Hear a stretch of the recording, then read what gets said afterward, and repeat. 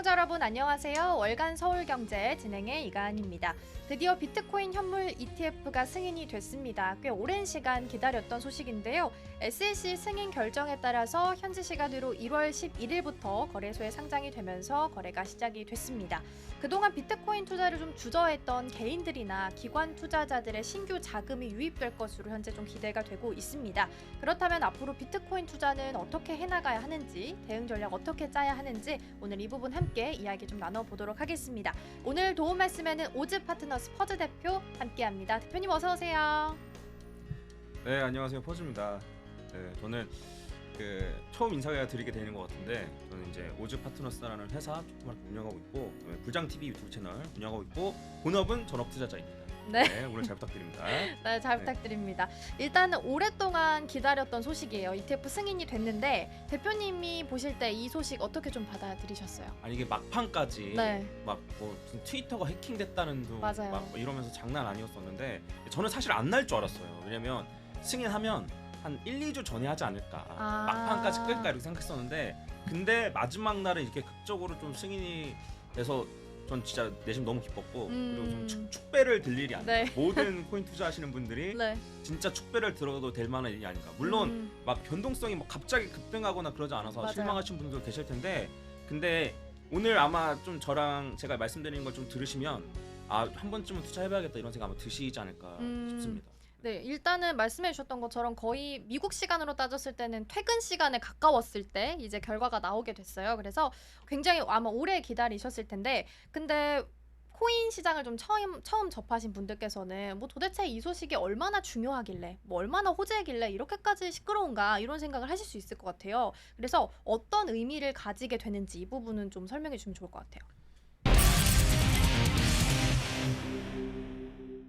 이게 오늘 제가 어떤 말을 해드리는 게 좋을지, 그러니까 사실 제가 다시 뭐 언제 올지 모르잖아요, 요즘에. 그래서 고민을 진짜 많이 했어요. 네. 그래서 제가 단순히 뭐 오릅니다, 어디까지 갑니다, 뭐 이런 거는 약간 부차적인 얘기인 것 같고, 진짜 이게 왜 비트코인이 사실 처음에 나왔을 때만 해도 다 사기라고. 맞아요. 네, 그래서 뭐 복사 붙여넣기 하면 되는 거 아니냐고 이런 얘기 많았는데, 왜 현물 ETF까지 승인되게 됐으며 현물 ETF가 왜 진짜 큰 호재인지에 대해서 설명을 좀 드리고, 아마 방송 보시는 분들은 아마 주식만 투자하시는 분들도 꽤 계실 텐데, 그쵸. 그분들이 이번에 진짜 한번 비트코인을 좀 투자해볼까? 라는 생각이 들게끔 하는 게 오늘의 목표예요, 저희. 한번 네. 해볼까라는 생각이 네. 들게끔. 그래서 그거 관련해서 좀 자세히 한번 말씀드려볼게요. 네네. 그래서 일단은 제가 일단 피터 린치의 요 명언에 대해서 하나 갖고 왔는데, 네. 하락장에서 당신이 불안한 이유는 쓰레기 같은 회사에 공부도 안 하고 당신이 평생 모은 돈을 몰빵해 놨기 때문입니다. 상상만 해도 불안하네요. 그러니까 오늘 네. 제가 말씀드리고 싶은 건 뭐냐면, 네. 공부를 충분히 해야 된다는 거예요. 그래서 이게 확실하게 오른다 내린다, 안 그러면 장기적으로 어떻다의 믿음이 없다면 네. 휘둘릴 수밖에 없어요. 요번에도 진짜 사실 현물 ETF 승인된다면서 왔다 갔다 거렸지만, 네. 그냥 위에서 왔다 갔다 거린 거거든요. 크게 보면 일본 변동 보면 없이?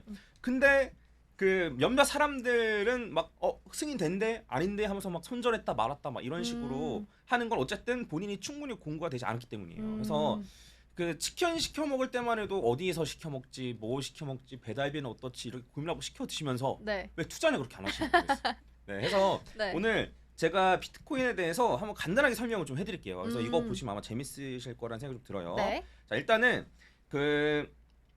중요한 얘기니까 제가 최대한 간단하게 얘기해 보겠습니다. 이게 뭐냐면 비트코인 제네시스 블록이라고 되어 있는데, 이게 뭐냐면 네. 비트코인이 처음 채굴을 하면 이걸 처음 채굴한 블록을 제네시스 블록이라고 해요. 그래서 이거는 사토시가 채굴한 건데 거기에 메모가 있어요. 그래서 이거는 누가 봐도 사토시의 의도인 거예요. 네. 이게 뭐냐면 뉴욕 타임즈의 더 타임즈의 기사를 갖고 온 건데, 이게 뭐 두 번째 구제 금융을 앞두고 있는 뭐 영국 재무장관 이런 거예요. 그래서 이게 뭐냐면 기존 통화 체계가 별로라는 거예요. 그러니까 니들이 마음대로 돈 찍어내고 니들이 마음대로 막 뭐 양쪽 안 했다가 뭐 안 했다가 하니까 결국에는 계속 망하는 거 아니냐. 해서 이제 이게 2009년자 1월 1일 기사인 걸로 알고 있는데, 그래서 그거를 보고 경제 위기가 이제 2000년대 한 번 오고 2008년 9년 이때 왔으니까 두 번이나 보고 아니다 싶어가지고 이제 사토시가 만든 거예요. 네, 해서 애초에 사토시는 이런 기존의 통화 체계가 불만이 많았기 때문에 요 비트코인을 만든 건데 이게 새로운 통화 체계라고 생각하실 수도 있는데 비트코인은 사실 새로운 통화 체계가 아니고 네. 과거로 돌아가는 거예요. 뭐냐면 물물 교환의 화폐로 돌아간 거예요. 그래서 옛날에 금, 네. 안 그럼 뭐 조개 껍데기 이런 것처럼 누가 통제하지 않고 네. 채굴하는데 비용이 들어가며 네. 근데 이걸 어디 가서나 이제 통용할 수 있는 그런 것처럼 만들었는데 근데 이거를 인터넷상이나 안 그럼 웹상이나 이런 걸 구현하려면 네. 조건이 몇 개가 필요한데 첫 번째는 이게 컨트롤 C, 컨트롤 V가 되면 안 되잖아요. 똑같으면 네. 안 된다는 거죠. 근데 요거 두 개, 비트코인이 여기 있고 여기 있는데 요 두 개의 비트코인이 다르다는 거를 구분하는 기술이 블록체인이에요. 이 기술이 블록체인이고 그 다음에 채굴하는데 돈이 들어가게끔 만들어놨어요. 네. 그래서 이렇게 만들어 놓고 추가적인 조건들이 필요한데 뭐냐면 그 이거를 요거에 대한 신뢰감을 모든 사람들이 전 세계 있는 사람들이 많이 갖고 어느 나라에 가든 현금화가 가능하도록 되면 이 비트코인은 이제 달러를 대체할 수 있는 혹은 비트코인 사토시가 의도한 대로 물물 교환대 화폐로 갈 수 있는 거죠. 네. 그래서 애초에 비트코인은 이러한 의도로 만들어졌어요. 그래서 디지털 금이라고 하는 것도 그런 의도예요. 금을 그대로 본따서 만들어진 거예요. 그리고 왜 화폐라고 얘기하냐면 달러에 대항해서 만들어졌기 때문에 사실 굳이 화폐라고 붙이지 않아도 상관없어요. 네네. 근데 이러한 의미를 가지는데 네. 이게 사람들은 맨 처음에 긴가민가 했죠. 이게 맞냐? 이게 진짜로 이게 되는 게 맞냐? 네. 라고 사람들이 긴가민가 했는데 2017년도를 기점으로 사람들이 아 이거 진짜 달러를 대체할 수 있겠는데 라는 생각을 하기 시작합니다. 그게 어디에 나오냐면 네. 제가 차트를 하나 보여드릴 텐데 이게 달러 인덱스예요. 네. 달러 인덱스인데 여기가 2017년이거든요. 네. 이 2017년에 달러 인덱스가 폭락을 하면서 비트코인이 급등을 하기 시작해요. 그러니까 달러 인덱스가 떨어지니까 네. 아 대체로 만들어진 비트코인의 가격이 올라가는 거죠. 그래서 2017년도 정도 되면은 그 전 세계 거래소들이 많이 생기고 진짜 어딜 가든지 현금화 시킬 수 있고 네. 네 이러한 그리고 이제 해킹당할 위험이 거의 없고 거의 없다기만 없죠. 사실 비트코인은 없고 그쵸. 거래소가 해킹당할 위험이 있는 건데 이러한 것들이 확인되기 시작하면서 2017년에 아 진짜 달러랑 약간 반대되는 개념으로 가지 않을까? 라고 사람들이 생각을 했고 네. 요게 요 코로나 때부터 코로나 위기 때부터 아예 반대로 가기 시작해요. 그전에는 큰 추세만 반대로 가기 시작했다면 네. 요 코로나 때를 기점으로 아예 반대로 가기 시작합니다. 그래서 조금 어려울 수도 있는데 네. 코로나 때 이런 얘기 많았어요. 뭐냐면 안전자산인 금이 왜 떨어져? 안전자산이라며. 그렇죠. 안전자산이면은 주식이 떨어질 때 올라가야 되는 거 아니야? 그렇죠. 이렇게 생각하는 사람 많은데 그런 의미의 안전자산이 아니에요. 안전자산의 의미는 뭐냐면 나라가 망했을 때 내가 뭘 갖고 있을 것인가.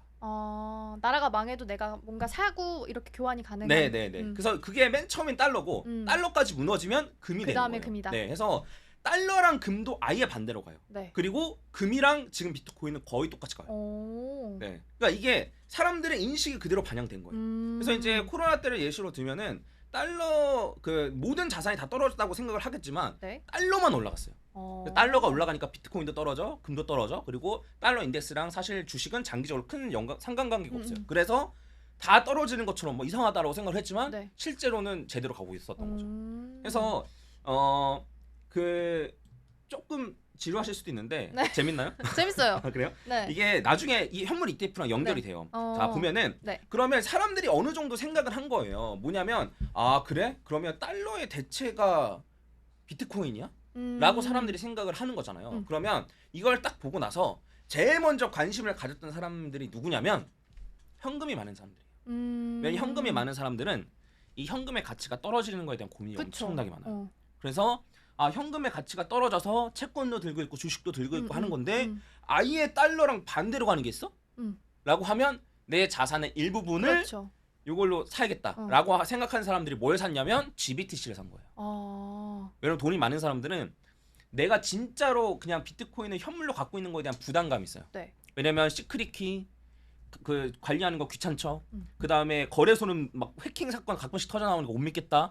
그러니까 GBTC를 사기 시작했는데 GBTC를 샀는데 이게 환매가 안 되잖아요. 그레이스케일에서 네, 했는데 환매가 안 되기 때문에 아 이런 사람들이 계속 뭐 접근을 못 하고 있었는데 그래서 그 사람들이 뭐만 기다리고 있었냐면 현물 ETF만 기다리고 있었어요. 네, 왜냐면 나는 현금이 있는데 그러니까 그 기업에서도 마찬가지예요. 현금을 많이 쌓아두고 있는 기업들 있잖아요. 그때 한 5년 놓으면 가치가 반으로 줄어드는 거예요. 현금으로 그대로 두면. 그래서 이 현금을 어떻게 굴려야 될지에 대한 고민이 엄청나게 있는데 근데 거래소에서 하는 거는 거래소 불안해. 그쵸. 내가 직접 갖고 있는 거는 그것도 네, 불안해. 불안해. 그러면 현물 ETF가 나오기를 기다릴 수밖에 없는 거죠.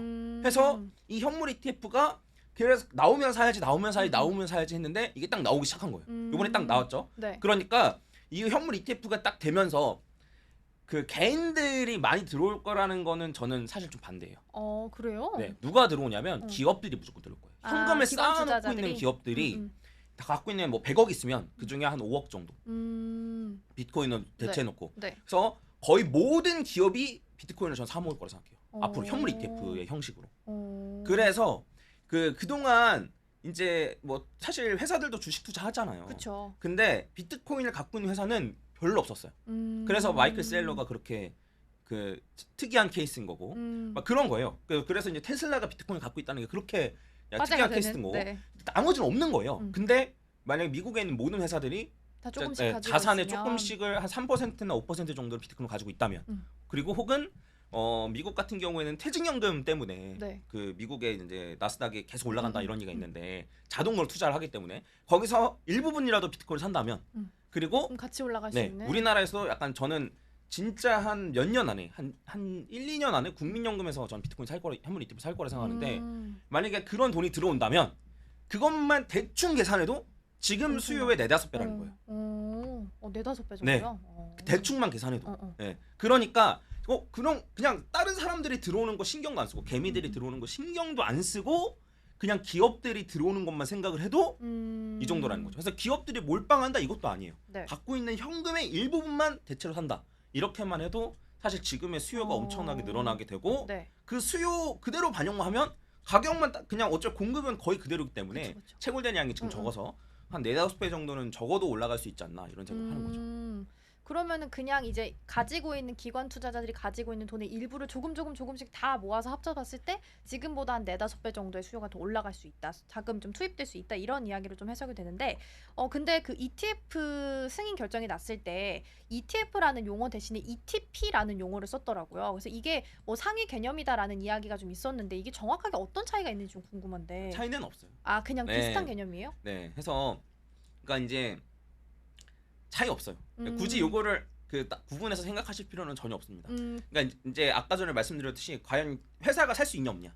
네네. 그런 걸로만 사실 이제 그런 게 중요한 거니까. 근데 그 회사 입장에서는 ETP든 ETF든 전혀 관계가 없기 때문에 그거는 신경 쓰지 않으셔도 크게 무리는 없다. 그래서 아마 이제 곧 기사가 나올 거예요. 그러니까 이제 지금 뭐 당장은 안 나오겠지만 실적 발표하면 무조건 자산을 뭘로 갖고 있는지 같이 나오잖아요. 네네. 거기에 비트코인 현물 ETF를 갖고 있다라는 미국에 있는 기업들이 그런 기사가 곧 나오기 시작할 겁니다. 그러면 이제 제 말대로 실제로 진행이 좀 되고 있는 거죠. 그러면 ETF가 만약에 승인이 돼서 지금 거래가 되고 있잖아요. 그럼 변화가 많이 생기게 될 텐데 실적 발표에도 뭐 나올 수도 있고 이런 변화가 있지만 익명성이 원래는 비트코인이 가지고 있는 특징 중에 하나잖아요. 근데 이게 조금 사라질 수 있잖아요. 그럼 기존에 가지고 있던 출범 취지를 좀 흐릴 수 있지 않나요? 비트코인이요? 네. 비트코인은 사실 익명은 아니에요. 거래소를 통하면 익명은 아니니까. 그래서 그러니까 이제 그 비트코인이 이 지갑은 누가 갖고 있는지는 모르죠. 이건 익명이죠. 근데 이 지갑에 누가 왔다 갔다 하는지는 알 수 있고 그다음에 일반적으로 개인은 거래소를 통해서 현금하기 때문에 거래소에서 KYC 인증 다 돼 있어서 일반적으로는 그런 취지가 좀 사라지는 건 없다. 네, 사라지는 건 없고 다만 이제 더 많은 자금이 들어오면서 네. 고래들의 손바뀜이 좀 일어날 가능성이 높죠. 네, 그래서 지금 과거에 있었던 움직임에 비해서 네. 지금 앞으로의 움직임은 더 많이? 네, 달라질 가능성은 있습니다. 네, 그래서 뭐 반감기 때는 원래 항상 하락했는데 이번에 안 하락한다거나 안 그러면 반감기 전에 하락했었는데 반감기 이후에 하락한다거나 안 그러면 일반적으로 반감기 한 1년 반 정도 전에는 큰 하락이 있었는데 그런 하락이 없다거나 이런 식으로 변경될 여지는 꽤 있죠. 네, 근데 제 생각에는 네. 뭐 좋은 거라고 생각해요. 결과적으로는 그러니까 우리가 이러한 잡다한 거를 생각하는 게 아니고 사실 실제로 가격을 결정하는 건 결국 수요와 공급밖에 없어요. 그러니까 이제 뭐 악재가 나서 떨어졌는데 네. 뭐 수요 공급에 별 차이는 없는데 왜 떨어져? 라고 생각하는 게 있으면 그러니까 무조건 아니겠지만 기가 막히게 반등해서 결국 제자리로 와요. 네, 그래서 수요와 공급만 따져보면 네. 공급은 비트코인 뭐 이제 더 이상 그렇죠. 네, 채굴되는 거 진짜 조금인데 그거는 사실 거의 변동이 없고 수요만 늘어나게 되는 거라 장기적으로 보면 무조건 올라갈 수밖에 없는 호재예요. 근데 장기적으로 호재인데 지금 가격이 안 올라갔다? 그건 전 기회라고 생각하는 거죠. 아, 오히려 지금이? 네, 네. 그럼 이제 이야기가 나왔으니까 좀 덧붙여서 보면 사실 승인하고 나서 가격이 굉장히 크게 오를 수도 있다라고 예상하시는 분들도 계셨을 텐데 그렇게 크게 막 움직임이 나오지는 않았습니다. 그 전에가 오히려 더 컸다고 볼 수 있을 것 같은데 그러면은 이미 승인을 할 것이다라는 부분이 좀 가격에 이미 다 반영이 되어 있었다라고 봐야겠죠? 이게 가격에 반영이 되게 어려웠다고 생각해요. 왜냐면 실제로 기관들 자금이나 기업들의 자금이 들어와야지만 되는 건데 그거는 사실 미리 들어올 수가 없잖아요. 그렇죠. 네, 지금은 안 되니까. 네, 미리 들어올 수가 없으니까 제 생각에는 뭐 선반영이 일정 부분 되었겠지만 네. 그게 뭐 많이 되었다라고는 좀 볼 필요는 없을 것 같고 결과적으로 이거는 단기로 볼 호재는 아니었어요. 아, 좀 네. 멀리 봐야 되는 거죠. 네네네. 중장기적으로 들어올 거를 이제 봐야 되는 거라서 그래서 만약에 혹시나 실망을 하셨던 분들도 계실 수 있는데 근데 제가 이제 요 설명을 길게 드린 이유가 바로 그거예요. 뭐냐면 앞에서 요런 거에 대한 개념이 확실히 머리에 서야 돼요. 비트코인이 왜 만들어졌고 왜 현물 ETF가 호재인고 이런 거를 딱 생각하면 떨어지면 사야 된다라는 결론이 나오는 거죠.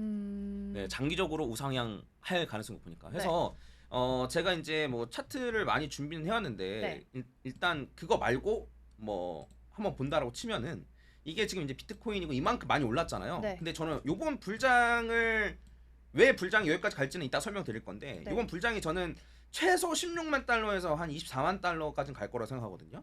그래서 한 2억에서 한 3억 정도까지는 갈지 않을까라고 생각을 하는데 근데 이제 여기에서 왔다 갔다 해서 이제 여기까지 올라가는 건데 그렇죠. 근데 이제 여기까지 올라갔다가 조정을 받으면 한 5년 뒤에 사람들이 얘기할 거예요. 비트코인 왜 저렇게 올랐어? 현물 ETF 승인돼서 그때 기점으로. 네.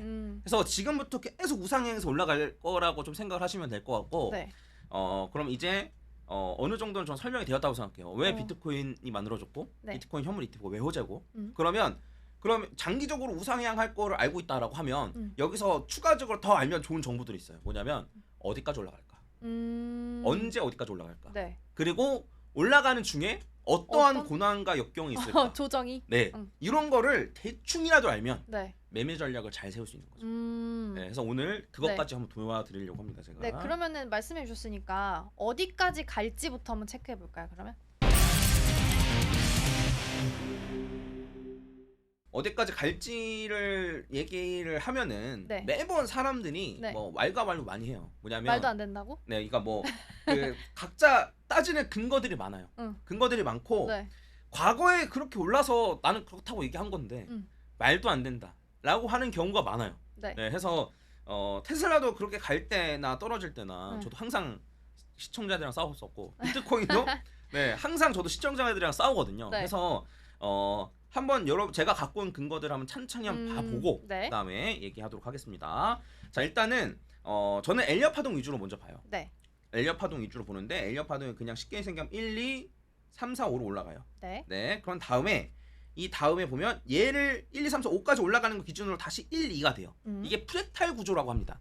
근데 이제 뭐 요거까지 자세히 설명은 너무 기니까 해서 1, 2 요번에도 마찬가지 이게 2017년인데 1, 2, 3, 4, 5로 올라가요. 그 다음에 요게 아까 전에 했던 1, 2, 3, 4, 5거든요. 요번에 불장은 1, 2, 3, 4, 5로 이렇게 올라갔어요. 그러면 다음번에 생각할 때는 요거를 고점으로 2021년, 2022년 요때를 고점으로 또다시 1, 2, 3, 4, 5가 진행되는 게 아닐까라고 생각을 해볼 수 있는 거죠. 그래서 요번에는 이를 똑같이 1, 2, 3, 4, 5로 올라간다라고 생각하면 저는 피보나치 비율을 같이 쓰는데 361.8까지 일반적으로 올라가거든요. 근데 이제 이러면 24만 달러. 아까 말씀해 주셨던 그 범위네요. 네, 그리고 261.8만 살짝 깰 수도 있는데 요건 한 18만 달러. 그래서 엘리엇 파동으로 봤을 때는 요 정도 올라갈 수 있지 않을까라고 생각을 한 거예요. 그래서 저는 사실 가능성이 매우 높다라고 생각하고 있어요. 근데 이제 추가적인 자료들 제가 조금 더 보여드리면 자, 이거는 로그 차트로 본 거예요. 비트코인 아까 전에 똑같은 건데 로그 차트로 본 거예요. 선형 차트, 로그 차트의 차이점은 선형 차트는 한 칸이 100원이면 똑같이 100원이에요. 한 칸당 100원이면 100원. 근데 1000원일 때 100원이 올라간 것과 100원일 때 100원이 올라간 건 퍼센테이지가 차이 크잖아요. 그래서 똑같은 퍼센테이지를 한 칸으로 한 게 로그 차트예요. 그래서 이제 이건 로그 차트인데 보면은 여기에 있었던 요 고점 있죠. 여기 있었던 요 고점에서 여기까지 올라갔을 때 잠깐만 제가 펜으로 한번 해볼게요. 자, 여기서 여기까지 올라갔을 때는 엘리엇 파동을 2번 겪었어요. 두 번. 그리고 여기서 여기까지 갔을 때도 엘리엇 파동을 2번 겪었어요. 네. 그다음에 여기서 여기까지 갔을 때는 엘리엇 파동을 1번 겪었어요. 아까 방금 전 우리가 본 거예요. 네네네. 그래서 요번에는 엘리엇 파동을 1번만 겪지 않겠느냐가 일단 생각인 거예요. 그러니까 2번 겪을 수도 있어요. 그쵸. 근데 저는 보수적으로 생각하자 이거예요. 근데 보수적으로 생각해도 한 24만 달러 정도를 이제 생각을 해볼 수가 있고, 네. 그다음에 이제 추가적으로 네. 이게 요거는 제가 이제 요때 당시에 그 작년 9월에 그려놓은 거예요. 그래서 이렇게 되지 않겠어요라고 제가 그려놓은 건데 네. 실제로는 지금 거의 비슷하게 가고 비슷하네요. 있어요. 근데 이거 제가 그냥 아무 생각 없이 그려놓은 게 아니고 뭐랑 비교한 거냐면 네. 이게 금 가격이에요. 아. 금 가격이고 요게 금 현물 ETF가 승인됐을 때예요. 이때를 기준으로 여기 0, 1 맞추고 네. 그다음에 나머지 비율 맞춰서 그냥 똑같이 그린 거예요. 이렇게 그렸다 치면 얘가 네. 17만 달러, 18만 달러가 여기 있습니다. 그래서 금이랑 비슷하게만 움직여도 네. 왜냐면 금이랑은 사이클이 다르죠. 금은 천천히 움직이고 비트코인 빨리빨리 움직이는데 요 그 여기 그 전에 있었던 고점 그다음에 네. 사이클 이런 걸 비교했을 때는 이런 것만 봐도 16만 달러, 뭐 17만 달러, 18만 달러까지는 충분히 갈 수 있다. 뭐 이런 얘기고 그다음에 추가적으로는 이번에는 이렇게 말하는 사람도 있어요. 가면 갈수록 변동성 좀 줄어들지 않냐? 왜요? 비트코인. 실제로 그랬어요 지금까지 계속. 예. 그러니까 왜냐면 큰 자금이 들어오면 네. 과연 옛날만큼 막 크게 오르겠어? 네, 왜냐면 기업들 들어오고 네. 거대 자금들 들어오면은 이렇게 가격을 움직이고 펌핑시키기 쉽지 않다라는 거예요. 네, 그런 얘기들이 많고 네. 그다음에 로그 차트로 보면 가면 갈수록 이렇게 가잖아요. 네. 그래서 요번에도 변동성 줄어드는데 과연 지난번처럼 움직일까라고 생각할 수 있는데 근데 이게 2025년 6월이고 여기가 이제 2025년 1월이에요. 요건 1월, 요건 6월. 요때인데 그럼 제 생각은 여기까지 올라갔지 않을까라고 생각을 하는 거예요. 그럼 25년 1월이네요. 네네네. 여기까지 올라갈 수 있지 않을까라고 생각을 하는데 이게 18만 달러예요. 그러니까 그냥 변동성 없다라는 사람들은 그냥 차트 모양만 보고 안 올라가겠지라고 싶은 건데 로그 차트나 이런 거인 걸 다 감안하면 결과적으로는 18만 달러, 16만 달러 이상은 충분히 올라갈 수 있고 많이 올라가면 24만 달러까지도 충분히 올라갈 수 있는데도 네, 아니라고 생각하는 사람들은 뭐 어쩔 수 없죠. 네. 네, 해서 이렇게 좀 파악하시면 될 것 같고 네. 그래서 저는 사실 가격을 유추하는 방법은 저는 되게 심플하게 유추해요. 과거에 이랬으니까 미래에도 이럴 것이다. 네, 그러면 사실 만약에 과거엔 이랬지만 미래에는 이렇지 않을 거다라고 주장하는 사람이 있을 수 있잖아요. 그쵸. 그 사람이 저를 설득해야 된다고 생각해요. 네, 맞잖아요, 사실. 그쵸. 네. 아니라고 하는 거면. 그러니까 요번에는 다르다라고 하면 그걸 저를 설득해야지. 제가 요번에도 그대로 갑니다를 설득할 필요는 없다라는 거죠. 네, 해서 아니라고 생각하시는 분들은 저를 설득해 주시고 네. 네. 해서 이렇게 따지면 아까 전에 네. 이제 이렇게 1, 2, 3, 4, 5로 올라가면 이렇게 된다고 했잖아요. 네. 이걸 로그 차트로 그대로 하면 아까 전에 이제 말씀드렸던 대로 24만 달러, 25만 달러는 최고점으로 보는 거고 네. 그다음에 최소 16만 달러는 넘지 않겠느냐. 이걸 이제 어쨌든 저는 생각을 하고 있는 겁니다. 그래서 요번 불장의 끝에는 요 정도의 조정이 요 정도의 상승이 있을 가능성이 높고 지금 24만 달러인데 지금 이제 가격이 뭐 한 5만 달러가 되네 마네 막 이러고 있잖아요. 그쵸. 그래서 5만 달러라고 치면 최소 5배. 최소 그쵸. 5배는 최소 3배. 최소 3배. 네. 그다음에 최대한 5배 정도까지는 충분히 올라갈 수 있다. 지금 지금 사고 아무것도 안 해도. 가만히만 가지고 네. 있어도. 네.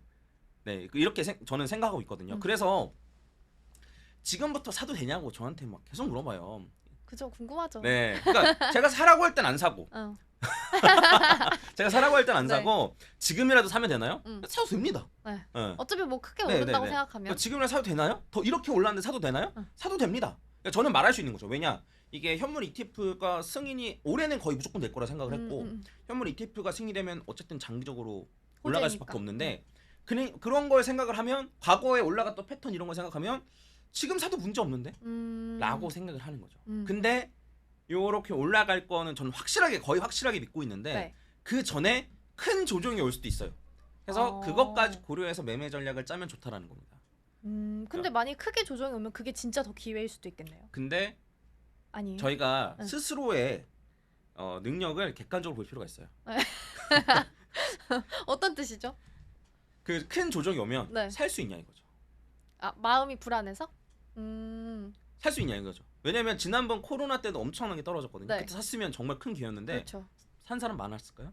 별로 없었을 것 네, 같아요. 아예 없죠. 네. 해서 그런 게 있어요. 뭐 이더리움 10만 원 오게 해주세요라고 기도했는데 진짜 10만 원까지 떨어진 거예요. 그럼 그 사람 샀을까요? 떨어질까봐 못 샀을 것 같아요. 네, 더 떨어질까 못 사는 거예요. 그래서 저는 네. 저도 단타를 합니다. 단타를 해요. 단타를 네. 하고 그 해외 거래소에서 이제 카피 트레이딩 기준으로 한 1년 넘게 지금 1위 아시아 구역 랭킹 1위 지금 하고 있는데, 네. 그러니까 저는 단타 잘 합니다. 네. 잘 하는데 네. 제 자산의 대부분을 이런 식의 장투에 넣어놓고 있어요. 그래서 뭐 모르겠습니다. 제가 이렇게 얘기하면 뭐 싫어할 수도 있긴 한데, 네, 그 한번 곰곰이 생각해볼 필요가 있는 거예요. 우리가. 그러니까 이제 사실 결과적으로 돈을 버는 게 목표 아닙니까? 그래서 돈을 버는 게 목표인데 단타로 돈 벌 수 있었으면 저도 계속 단타했죠. 근데 막 그 초반에 100만 원에서 1000만 원 만들고 1000만 원에서 1억 원 만들 수 있겠지만, 네.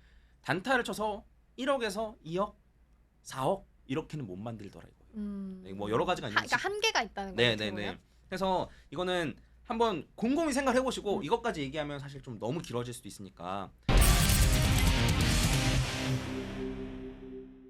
앵커님 어때요? 이제 좀 요 비트코인이 이제 어떤 코인, 왜 비트코인 만들어졌고, 현물 ETF 왜 호재고, 그 다음에 어디까지 갈 가능성이 높고, 네. 좀 이런 거를 제가 좀 말씀드렸었잖아요. 네. 그래서 어떻게 보시는 분들은 좀 관심이 좀 가지게 됐나 좀 모르겠네요. 저는 근데 다른 것보다도 네. 이게 어쨌든 가격은 수요와 공급에 의해서 만들어지는데, 이게 공급량은 일단 정해져 있고 여기서 수요만 계속 늘어나면 가격은 상승할 수밖에 없잖아요. 그런 포인트를 본다면 코인 투자를 좀 하고 싶은 분들이 많이 늘어나지 않을까라는 생각이 좀 들거든요.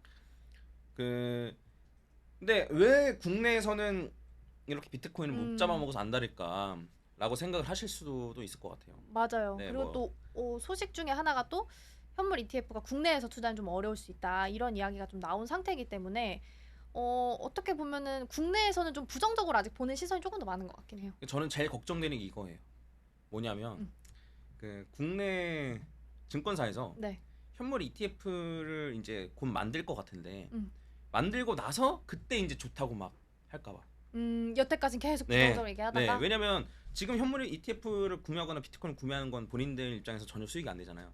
근데 그래서 안 좋았다고 하다가 이제 다 가격이 오른 다음에 좋다고 할까봐. 그게 저는 조금 걱정이긴 해요. 그럼 이미 오른 가격의 상태에서 또 매수를 해야 되는 거니까. 네. 그래서 한번 곰곰이 생각 잘 해보셨으면 좋겠습니다. 그래서 이거는 뭐 제가 뭐 깊게 드릴 말씀은 좀 아닌 것 같고, 네. 그래서 한번 곰곰이 생각해보시고, 그러니까 다른 사람 언론에서 얘기하는 것도 한번 다 들어보시고, 다른 사람 얘기하는 것도 한번 다 들어보시고, 제가 말한 것도 한번 잘 들어보시고, 그래서 이게 지금 제가 모든 자산을 다 털어서 사라고 말씀드리는 건 아니에요. 그쵸. 그리고 주식을 하시던 분들한테 막 비트 이더 정도는 추천할 만한데 리플만 해도 좀 사실 추천하기 좀 그래요. 그러니까 이게 이제 뭐 리플이 안 좋다 이게 아니고, 네. 변동성이나 이런 걸 좀 생각을 해봤을 때는 그쵸. 좀 굳이. 근데 저는 그 돈 많은 사람들이, 현금 많은 사람들이 비트코인 사는 이유를 말씀드렸잖아요. 그런 이유로 좀 자산의 일부분은 좀 비트코인으로 가져도 괜찮지 않을까라는 생각이 좀 듭니다. 그러면 이더 얘기가 좀 나왔으니까 좀 더불어서 하면, 이더리움은 가격이 조금 많이 올랐잖아요, 비트코인보다 상대적으로.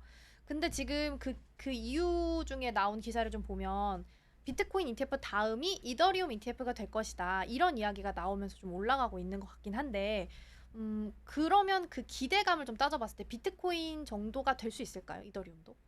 아니면 좀 덜 할까요? 근데 이제 말씀하신 게 맞긴 하거든요. 그 기대감 때문에 이더리움 오른 게 맞아요. 그리고 이더리움 다음 타자는 무조건 이더리움이 될 거예요. 그렇죠. 그리고 이더리움이 현물 ETF 승인까지 걸리는 시간은 비트코인이 들인 시간보다 훨씬 적어질 거예요. 네, 이미 앞에 됐으니까. 이미 네. 선례가 있으니까. 네, 그래서 저는 잘만 하면 한 1, 2년 안에도 될 수 있지 않을까? 이런 생각은 해요. 근데 이더리움이랑 비트코인은 애초에 목적이 달라요. 비트코인은 약간 화폐의 이 중앙화된 이런 게 싫어서 만들어진 거라면, 약간 이더리움은 약간 소프트웨어 개념이에요. 블록체인이랑 기술을 잘 활용하는 개념이라, 저는 약간 비트코인이랑 이더리움이랑 합친 ETF가 나온다거나 약간 이런 식으로 많이 쓸 가능성이 높고, 이더리움 현물 ETF가 나오면 뭐 수요는 있겠지만 과연 금처럼 폭발적일까라는 생각이 좀 들긴 들어요. 그래서 앞으로는 뭐 이런 코인들이 현물 ETF가 많이 생긴다면 뭐 인덱스 펀드라든가 코인 쪽의 인덱스 펀드라든가 이런 게 많이 나오면 훨씬 더 뭐 수요는 좀 높아질 수 있지 않을까, 요 정도라고 생각합니다. 근데 아직 그 이더리움이 그 지분 증명 때문에 증권성 논란은 여전히 있는 거잖아요. 그러면 ETF 승인이 되는 데 있어서도 이 부분이 좀 문제가, 걸림돌이 좀 될 수 있는 거죠. 네, 이거는 이제 그 리플이 사실 지금 이겼잖아요. 그러니까 리플 갑자기 들으시는 분들 리플이 뭔가 싶으실 수도 네. 있는데 그 리플이 증권성 논란 때문에 SEC가 리플을 그 고소했어요. 계속 근데 괴롭혔죠. 네. 근데 이제 1차적으로는 리플이 이겼어요. 네, 이겼고 뭐 부분적으로 보면 다를 수 있는데 그쵸? 결과적으로 리플이 이겼고 SEC는 항소를 한 상태예요. 네. 근데 항소를 하는 부분도 사실 별거 아니에요. 네, 별거 아닌데 그러면 제가 재밌는 얘기 하나 들려드릴게요. 뭐냐면 네.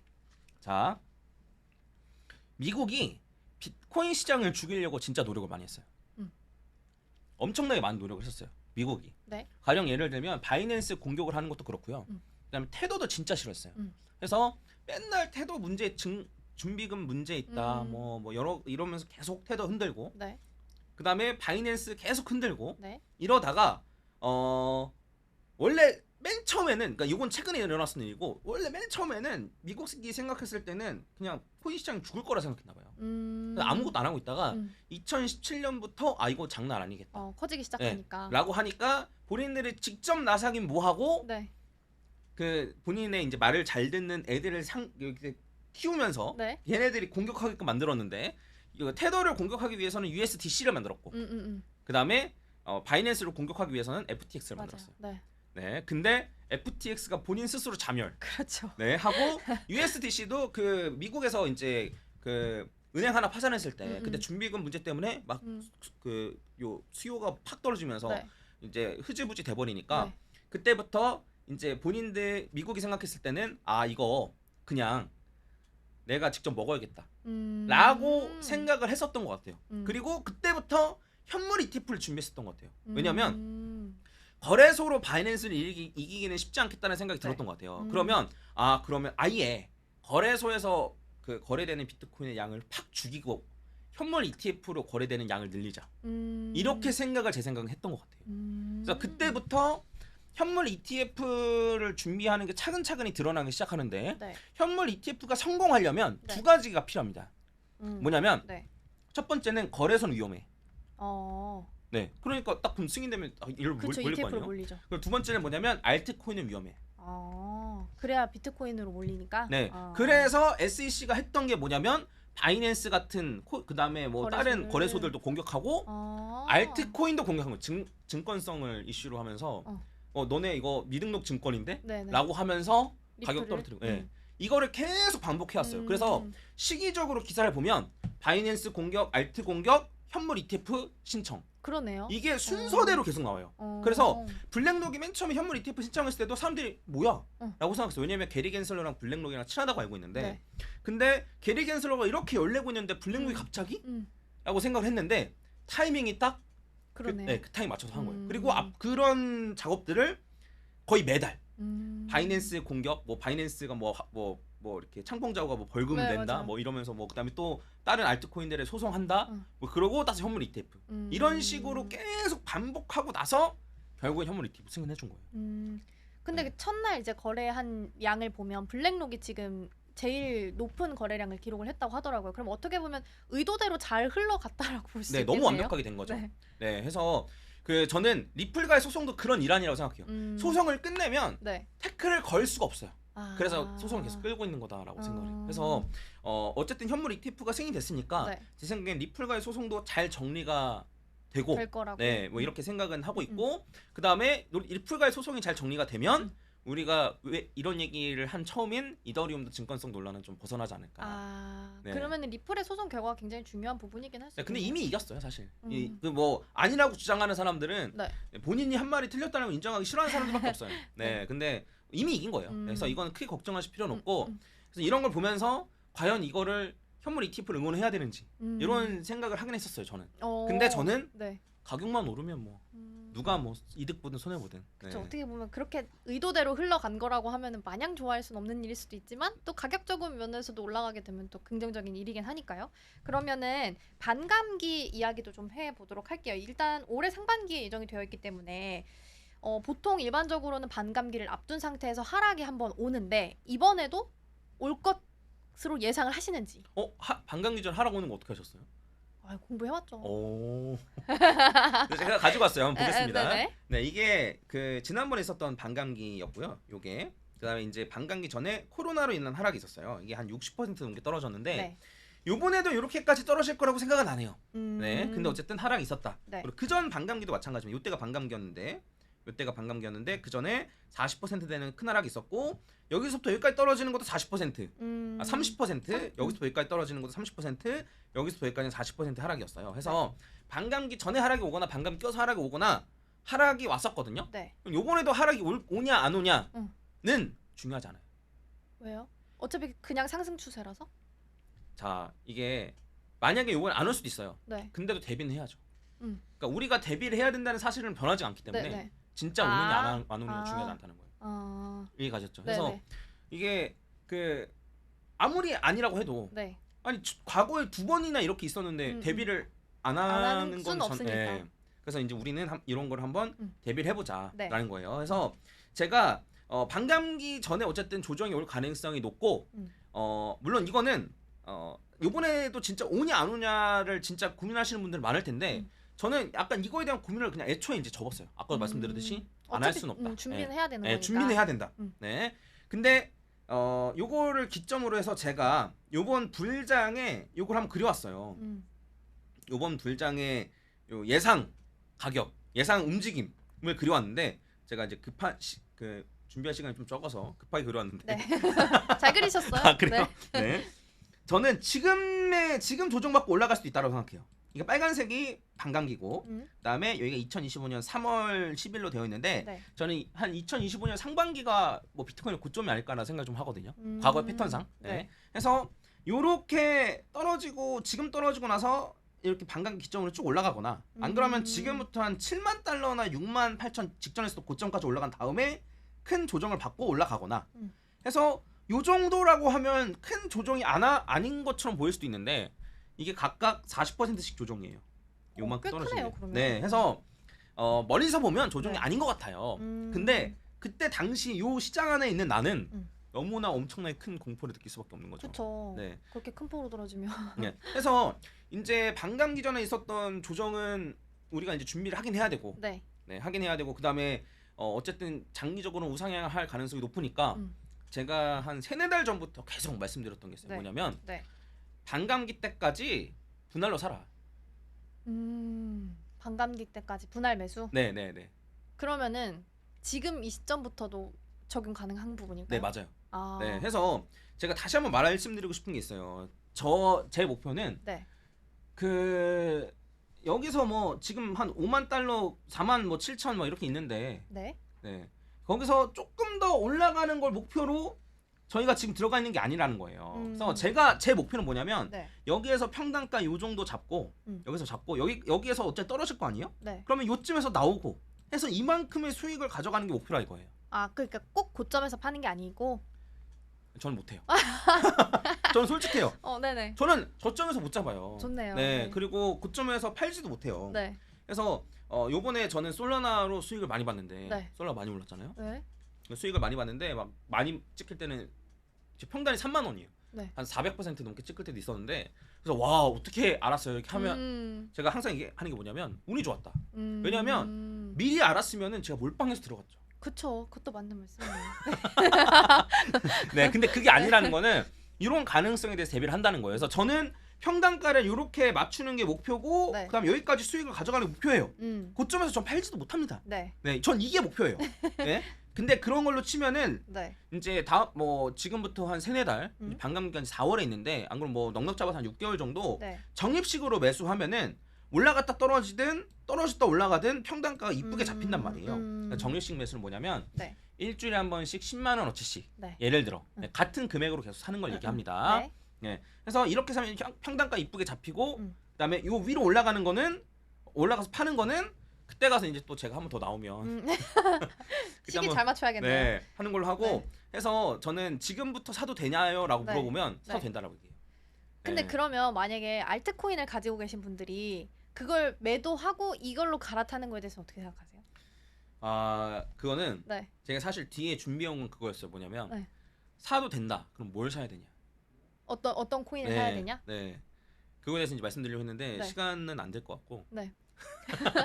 아니 근데 그 만약에 예를 들어서 리플이나 뭐 솔라나나 이런 거 가지고 있는 보유하신 분들께서 이거를 지금 매도하고 비트코인으로 변경하는 것은 괜찮다고 보시는 거예요? 저는 그래야 된다고 생각해요. 아 오히려. 네. 오. 네. 지금이 기회예요? 아 근데 이게 사실 사람들이 어려울 수밖에 없어요. 왜냐면 네. 알트코인은 안 올랐는데 비트코인이 많이 올랐거든요. 그러니까요. 근데 안 오른 알트코인들을 손절하고 비트코인을 갈아타기 어려울 수 있어요. 그러니까요. 근데 네. 그 제가 이제 나중에 뭐 데이터를 보여드릴 일이 있을지 모르겠지만 비트코인이 전고점을 돌파하기 전까지는 비트가 제일 많이 올라요. 그러고 나서 비트코인이 전고점을 돌파한 이후에 알트코인이 올라요. 그러면 생각을 하면 비트코인이 전고점 돌파하기 전까지는 비트만 그쵸. 가지고 있고 네. 그 이후에 알트코인으로 갈아타는 게 제일 좋아요. 흐름 따라서. 네. 근데 이거를 대부분 못 하죠. 어렵죠. 근데 이제 저는 그래도 만약에 제 의견을 뭐 물어보시면 네. 현금할 그 매수할 현금이 있다면 떨어지면 비트코인 위주로 사셨으면 좋겠다. 더하기 이더리움까지. 비트 이더. 비트 이더 네. 위주로 사셨으면 좋겠다. 그래서 비트 이더 위중을 조금이라도 높였으면 좋겠다. 그리고 그 비트코인 전고점 돌파하면 네. 그때 알트코인으로 갈아타도 늦지 않다. 네, 이렇게 말씀드릴 수 있을 것 같아요. 그래서 신규로 들어오신 분들은 네. 그냥 생각하시지 마시고 네. 비트 이더 위주로 네. 정식으로 매수하는 게 제일 베스트입니다. 그래서 요번에 좀 관심이 좀 생긴다라고 네. 생각하시는 분들은 그런 식으로 매수하시는 게 진짜 제일 좋아요. 제가 장담하는데 6개월 장담까지 하면 좀 그런가요? 6개월 정도 정식으로 매수하시면 네. 6개월 뒤에 저한테 아마 돈 주러 오시지 않을까요? 그러니까 뭐 그 커피라도 한 잔 사주시러 오실 것 같은데 진짜로 진짜 제가 장담합니다. 그리고 사실 지금이 또 기회예요. 뭐냐면 반감기 이후로는 계속 쭉 올라가요. 그렇죠. 근데 제가 저는 저도 제 뭐 그 라이브 하거나 이러면 항상 얘기하는 게 뭐냐면 조정이 와야 큰 수익 가져간다. 그게 무슨 말씀이세요? 조정 때 사니까. 아 매수를 해야 네. 되니까. 그걸 조정을 잘 이렇게 버텨야지만 큰 수익을 가져갈 수 있다. 네, 이렇게 항상 얘기하거든요. 그래서 저는 적립식으로 사기에 지금 너무나 적기다. 조정이 아직 안 왔다. 네. 근데 그러면 이제 이렇게 생각하실 수도 있죠. 그러면 조정이 오고 나서 사면 안 되나? 저도 그 여쭤보려고 네, 했어요. 네. 한번 조정이 오고 나서 확실하게 확인하고 사도 괜찮지 않나? 네, 한번 제가 예시를 들어서 한번 설명을 해볼게요. 자, 이제 차트를 한번 같이 보면 자, 한 7만 정도까지 갔다가 떨어질 수 있잖아요. 그러니까요. 말씀드렸듯이.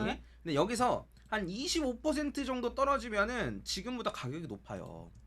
아, 지금 자리에서 사는 가격보다? 네. 그리고 30% 정도 떨어진다라고 치면은 지금 자리였다. 해서 떨어졌을 때 사는 것보다 만약에 진짜 7만까지 올라갔다 조정받으면 지금 사는 게 나을 수도 있어요. 근데 아니야 그럼 지금 떨어질 수도 있다며. 그러면 지금 떨어진다라고 생각하는 것까지 고려해서 제가 적립식으로 매수하라고 말씀드리는 거예요. 그래서 그 매매를 잘 하는 사람, 투자에 기재를 하는 사람들이 왜 단타를 안 하는지 한번 잘 곰곰이 생각해 보셨으면 좋겠습니다. 그 사람들이 못해서 안 하는 게 아니에요. 네. 근데 이제 결과적으로 돈을 꾸준히 늘리는 방법이 이러한 것이기 때문에 제가 이제 말씀을 드리는 거고 그 코인 시장에 풍파가 올 겁니다. 왜냐면 반감기로 쭉쭉 올라가도 이때만 봐도 이렇게 그냥 쭉 올라간 것처럼 보이잖아요. 여기 조정이 30%예요. 여기도 25%고. 근데 2017년도 보면은 요때 막 이런 얘기들 사람 많이 했어요. 원숭이도 돈 버는 장이다. 이런 얘기 진짜 많이 했거든요. 근데 이때가 40%씩 조정이에요. 아 그래요? 네. 그 심지어 조정의 이유가 중국의 코인 거래 금지. 막 이런 식으로 진짜 말도 안 되는 어마무시한 이슈로 때리면서 이렇게 조정이 오면 과연 내가 대응을 할 수 있을까? 네, 이런 생각이 좀 들거든요. 그래서 어쨌든 이러한 비트코인 어떤 코인이고 왜 현물 ETF가 엄청나게 큰 호재고 장기적으로 왜 우상향 하는 게 머릿속에 확실히 들어가 있어야지 이럴 때 살 수 있어요. 그래서 한번 뭐 단타 하시는 분들도 많으시겠지만 한번 이번에는 제 말 한번 듣고 좀 정식으로 한 6개월 산 다음에 와 진짜 평단가 이쁘게 잡히네 이걸 한번 보시고 그 다음에 뭐 하셔도 괜찮지 않을까 뭘 하셔도 라고 생각합니다. 일단 오늘 우리 대표님 말씀 듣고 코인 투자에 대해서 좀 관심 가지시게 되는 분들도 아마 많이 계실 것 같은데요. 말씀해 주셨던 것처럼 지금부터 좀 분할 매수하면서 적립을 해서 평단가를 좀 낮추면은 나중에 한 6개월 정도 지났을 때는 훨씬 더 큰 수익을 볼 수 있다라고 말씀해 주셨으니까요. 이 부분 함께 좀 챙겨가시면 좋을 것 같습니다. 오늘 도움 말씀은 여기까지 듣도록 하겠습니다. 대표님 고맙습니다. 네, 감사합니다. 네, 오늘은 SEC 비트코인 현물 ETF 승인과 관련해서 이슈 체크 그리고 대응 전략들 함께 좀 짜봤습니다. 투자자들 입장에서 승인된 건 너무 기쁘고 하지만 그래도 어떻게 또 대응 전략을 짜야 할지 궁금하실 것 같아서 저희가 이런 시간을 좀 마련해 봤고요. 일단은 중장기적으로 봤을 때 확실한 호재가 나왔으니까 이제라도 투자를 한번 해볼까 하고 고민하셨던 분들은 오늘 방송 다시 한번 좀 참고해 주시면 좋지 않을까 싶습니다. 저희는 다음에 또 새로운 주제로 함께 이야기 나눠보도록 하겠습니다. 긴 시간 함께 해주셔서 고맙습니다.